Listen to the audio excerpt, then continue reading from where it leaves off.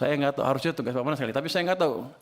Kalau saya boleh kerjakan, saya akan kerjakan itu supaya memastikan betul-betul penyerapan anggaran bisa jalan. Dan tadi uang yang udah diutangin, utang kita yang sudah kita keluarkan itu betul-betul bermanfaat buat ekonomi. Dari situ kenapa saya tadi bisa 6%? Si Purbaya sok tahu katanya bisa 6%. Orang-orang bilang sok tahu lo katanya. Di luar bilang gitu, sok pinter. Saya bilang kamu sombong katanya. Tapi ini udah berdasarkan pengalaman selama ini. Kalau saya balikkan, saya lihat aja zamannya Pak SBY 6% private. Zaman Jokowi pemerintah 5%. Kalau kita gabungkan gimana? Pasti di atas itu. Itu adalah langkah simpel saja yang jangka mungkin nggak terlalu panjang untuk bisa kita lihat dampaknya. Mungkin nggak secepat 6,5, 6,7 saya bilang. Tapi gerakan ke arah sana sudah terbuka lebar kalau kita biarkan private sector bekerja. Jadi gini, saya termasuk yang percaya bahwa agen-agen ekonomi itu mempunyai otak sendiri. Daripada pemerintah nggak mungkin mengontrol semua agen ekonomi untuk berjalan.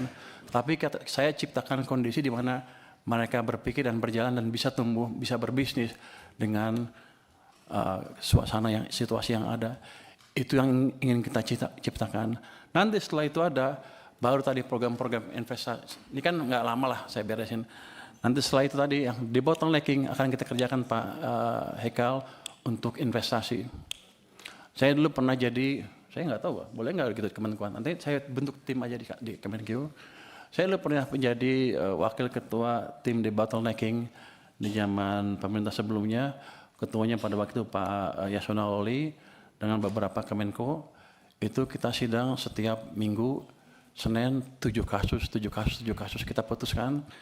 Saya mecahin 300 kasus dilaporkan ke kami, kita pecahkan 193 kasus investasi berhubungan dengan investasi sebesar 890 triliun.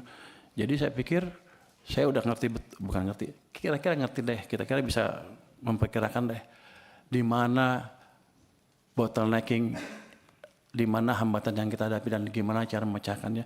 Itu bukan tugas Kementerian Keuangan, tapi kalau boleh nanti saya bentuk tim aja di Kementerian Keuangan. Kalau yang lain tidak mau, tapi mungkin saya usulkan ke yang kementerian yang lain, Menko dan lain-lain untuk membuat itu lagi.